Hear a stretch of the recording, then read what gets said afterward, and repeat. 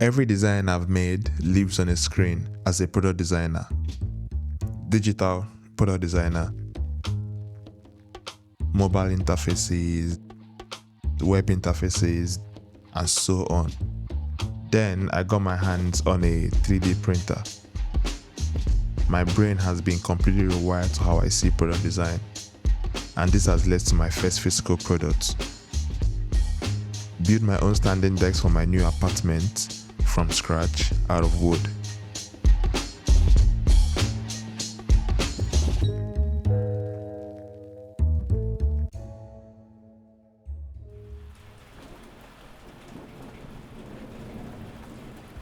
Not having any experience doing this meant I had to speak to someone who has to figure out if what I wanted was even possible. I reached out to Tucker, who is a design director and has tons of experience with industrial design. He also happens to be my boss. He explained that we needed 4 slabs of wood joined together by dominoes to get the full width. Then we can use a CNC machine to cut out the shape because I wanted the controls embedded in the wood. After digesting these explanations, it was time to hit the road and get some wood.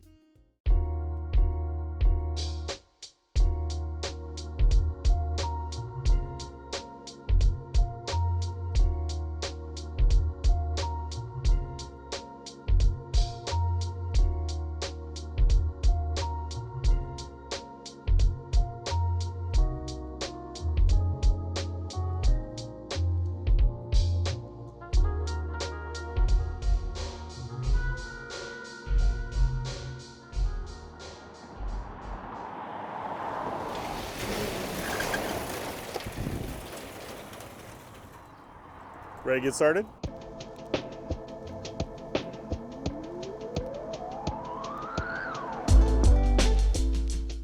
Tucker had a membership at a makerspace and was kind enough to let me use his guest pass. We started with a jointer to flatten the edges of each board, then a table saw to cut off the excess, then a planer to bring every board down to the same thickness. Okay. This time walk it with me and set it down on the, you can set it down here, just don't get close to the blade. There you go, perfect.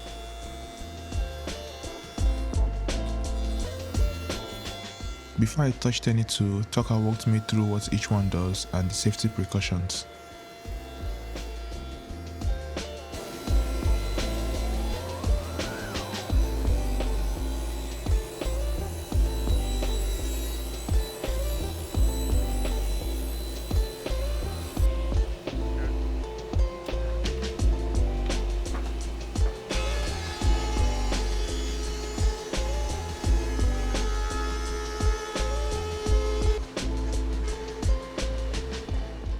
So next thing we're gonna do, grab all the boards. We'll get them all laid out the way you want them, and then we'll figure out like how to cut a little more than 60 inches, and then we'll probably cut them down to make it a shorter thing, and then we'll mark them up, do the domino on the sides of them, and then we'll glue them all together. So are we making the holes of the dominoes now?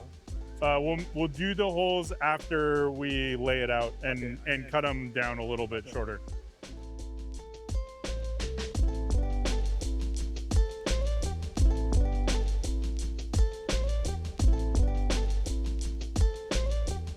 I started laying out the boards, deciding which order they would go in, front to back, based on how the grain and color flowed together. Then we clamped them all up and marked out where the dominoes would go to.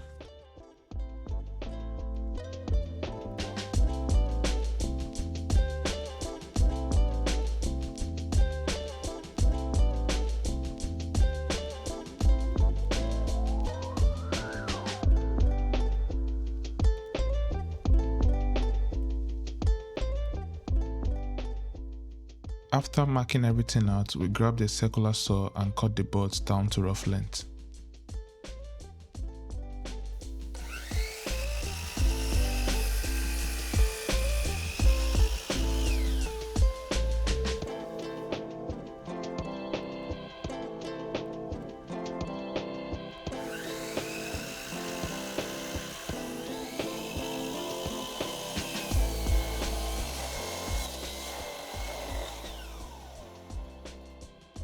Next, it was time to learn how a domino joiner works. So the way this works is on the board, got my nice little markings. I line up the little line with the line on there, and then you'll hold it right at that line. No clamping or anything. Yeah. We're gonna hook this guy up to the vacuum cleaner, and then it'll be turned on like this, and you just push in, and it'll cut the domino cavity. Yeah. And then once you reach all the way in, then you push all the way out, and then that's it. And then you can go to the next one. So you line it up with the hole. It won't do any cutting until you push on it. Yeah. Get it all lined up perfect with that line, then push in. Okay. Okay? Cool. And so we'll have to do that like 10,000 times. After watching Tucker do it on a couple of boards, it was time for me to take over.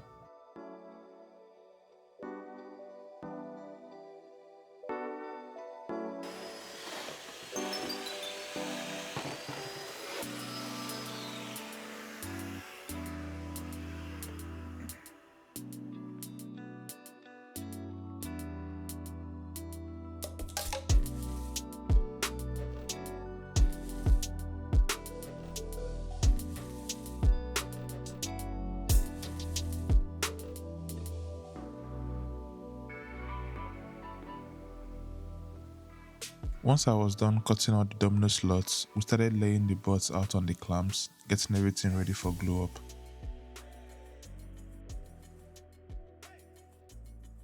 Just basically tip these guys in, get a little glue in those pockets. If you can get it on the edges, that's like ideal. Because like normally I bring a little brush, but I kind of forgot the brush.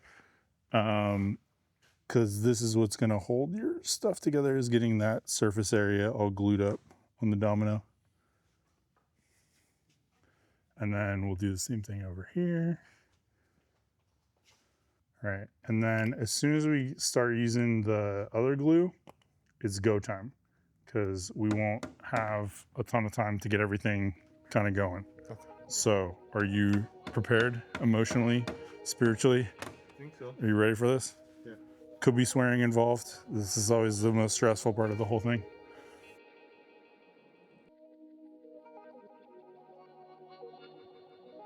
We used one glue to set the dominoes into the board, then a second stronger glue to join the boards together.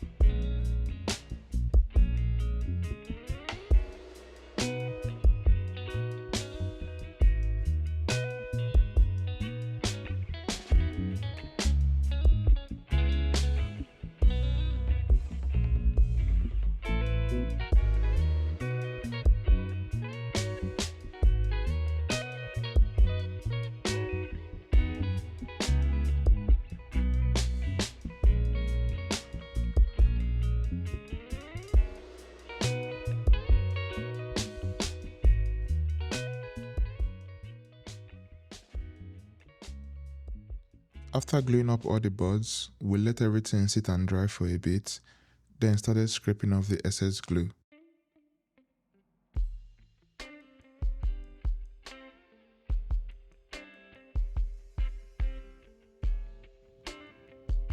With scraping done, the full shape of the deck started coming through, and it got me excited.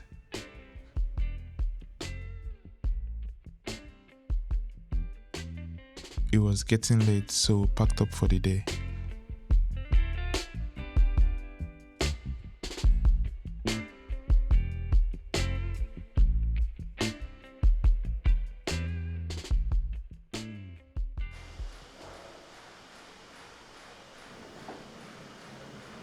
Back at the maker space, today is all about getting the board flat and smooth, ready for the CNC.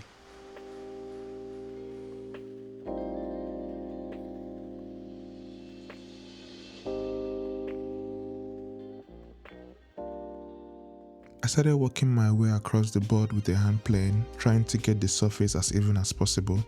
Early on, I kept going against the grain until Tucker stopped me and pointed it out, playing with the grain, not against it.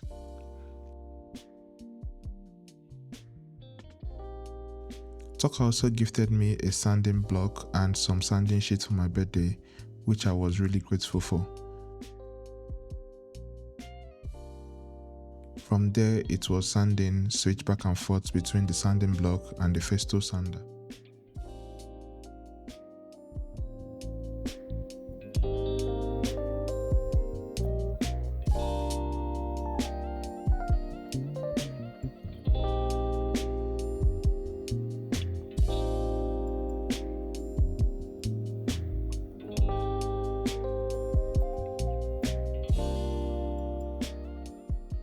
The board was finally in a good spot to go through the CNC, but that's for another day. Before we could take the decks back to the maker space for the CNC, there was some work to do at home first.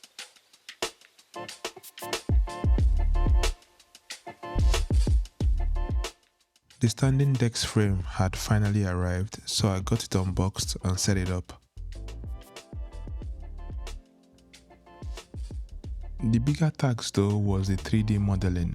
Before anything could get cut, we needed a CAD model of how the decks would actually look. I sent Tucker my sketch and a mock-up I put together in Figma, and since I never touched a CAD tool in my life, he took the first phase, modeling the overall shape of the decks and the pockets where the controls would sit. The rest of the components I would have to figure it out myself and model myself, but that comes after the CNC.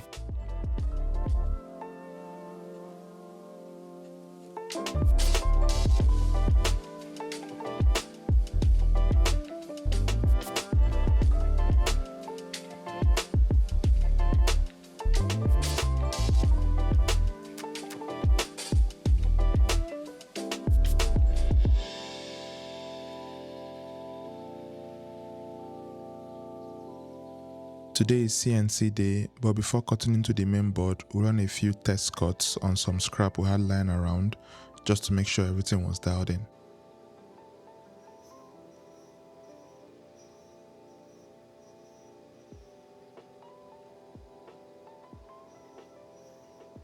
So the cut has been done, and it kind of came out good for the test cut for everything. You can see here, and this will be the front, just the two buttons, and then the dial, at the center. So it's time for the real deal now. Oh, this looks fantastic, done by the CNC.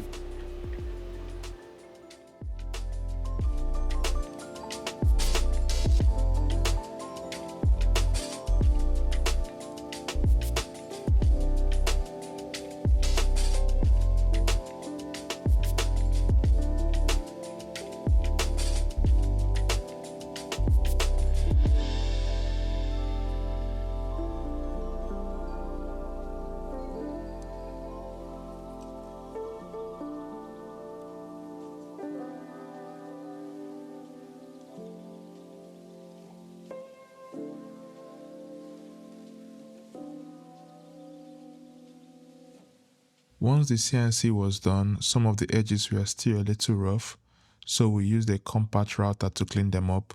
Tucker offered to take the decks back to his garage where I could keep sanding and start applying the finish.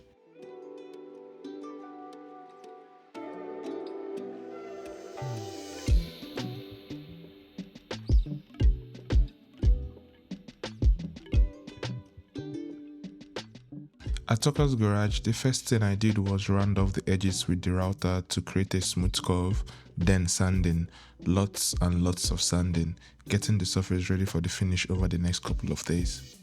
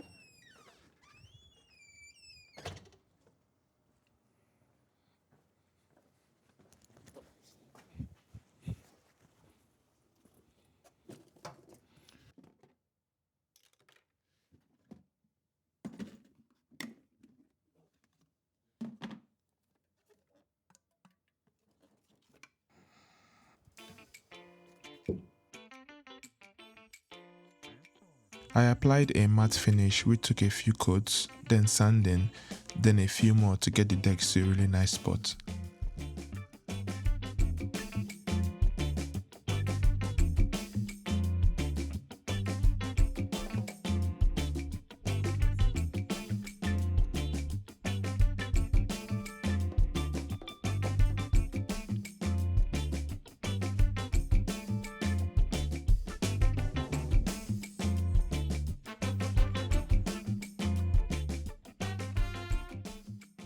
After the last round of coats, I headed home.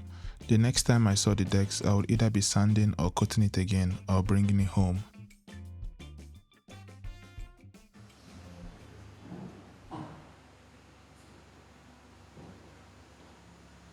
The following day, I was really happy with how the finish came out, so I did nothing more to it and took it home.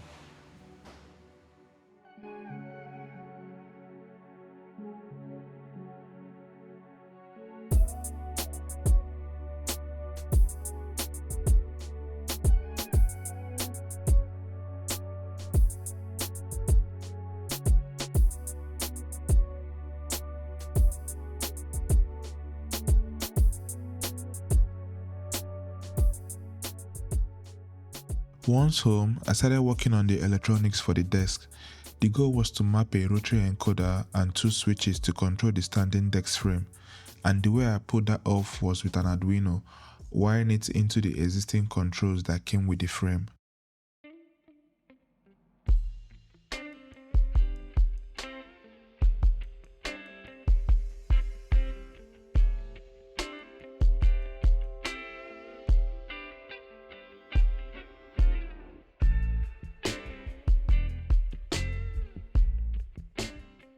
With the wiring done and everything confirmed responsive to my inputs, I programmed the Arduino to handle the switches and the rotary encoder.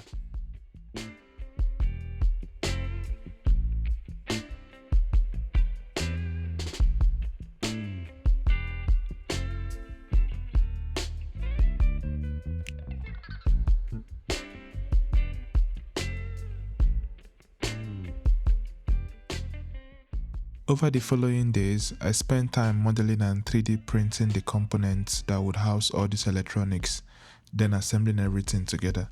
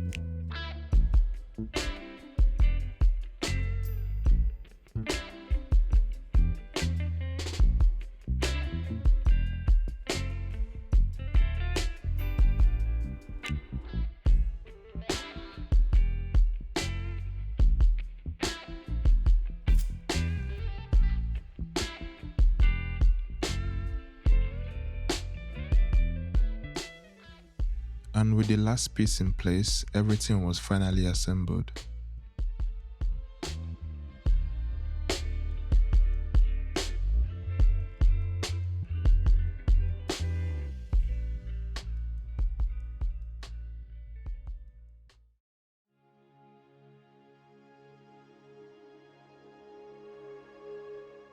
The decks came out so much more beautiful than I expected. I had no clue how much goes into building something like this, but I enjoyed every single part of it. I want to thank Tucker from the bottom of my heart. He saw a rough sketch, told me it was possible, and guided me through every step. This wouldn't have happened without him. This whole thing also taught me so much. I came out of it with real knowledge in woodworking, 3D modeling, and electronics. I've spent my whole career making things on a screen, and now I know I can make real ones too. Thanks for watching.